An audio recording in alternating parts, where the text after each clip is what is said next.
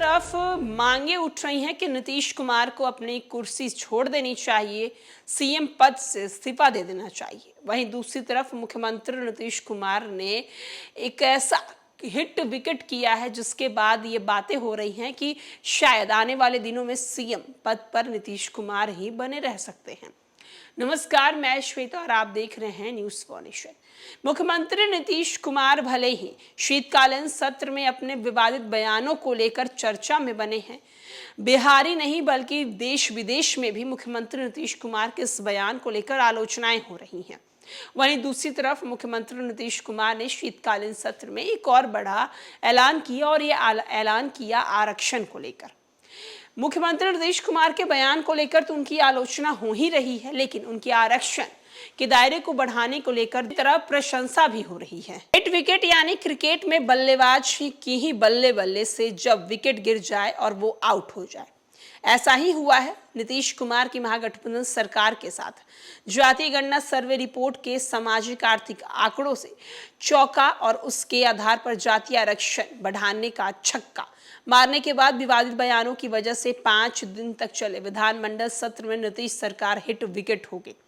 2024 के लोकसभा चुनाव में बीजेपी के हिंदुत्व की काट खोज रहे इंडिया गठबंधन के 3 प्रमुख पार्टी जदयू, आरजेडी, कांग्रेस जिस जातीय सर्वे रिपोर्ट और आरक्षण बढ़ाने की राजनीतिक हथियार बनाकर लहराती नजर आ रही थी, उसे पूरी तरह से भूनने वाला मौका सीएम नीतीश कुमार के बयानों ने कर दिखाया।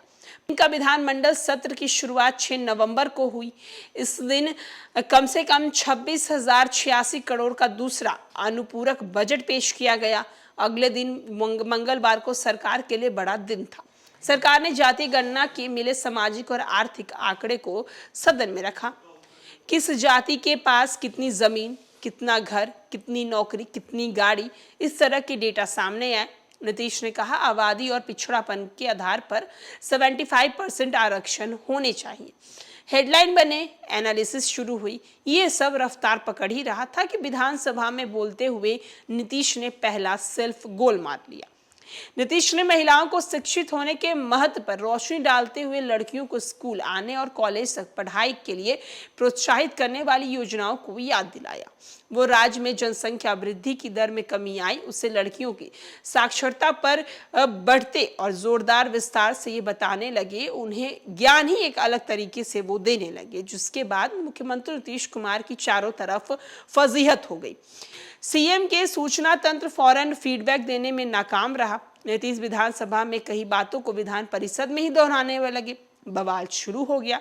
बीजेपी की विधान पार्षद निवेदिता सिंह रोते हुए मीडिया के सामने कहने लगी कि सदन के ये इतिहास में ये काला दिन के नाम से ये आज का दिन दर्ज किया जाएगा। तरफ जहां मुख्यमंत्री नीतीश कुमार महिलाओं को लेकर इस तरह के बयान तो दे दिए, उसके बाद दूसरी तरफ वो अगले ही दिन माफी भी मांगते हैं। वो कहते हैं कि मेरा कोई ऐसा इंटेंशन नहीं था, मेरी कोई ऐसी इच्छा नहीं थी कि इससे लोगों को इस बात को लेकर किसी को भी बुरा लगे। मैं महिलाओं की शैक्षणिक योग्यता की बात कर रहा था, मैं महिलाओं की पढ़ाई की बात कर रहा था और मुझे नहीं मालूम था कि मेरे इन बातों से लोगों को ठेस पहुंचे कि मैं अपनी बातों को वापस लेता हूं और मैं इसके लिए आप सभी से माफी मांगता हूं। लेकिन फिर उसी दिन मुख्यमंत्री नीतीश कुमार ने एक और ऐसा बयान दे दिया। बयान दरअसल जीतन राम मांझी को लेकर दिया। आरक्षण को लेकर बात चल रही थी। आरक्षण पे बात करते हुए जीतन राम मांझी ने कहा कि जातीय सर्वे अच्छे तरीके से नहीं करवाई गई है, इसमें बड़ी गड़बड़ी हुई है। नीतीश कुमार को यह बात सही नहीं लगी और वो तपाक से खड़े होकर जीतन राम मांझी को तू तड़ाक करने लगे।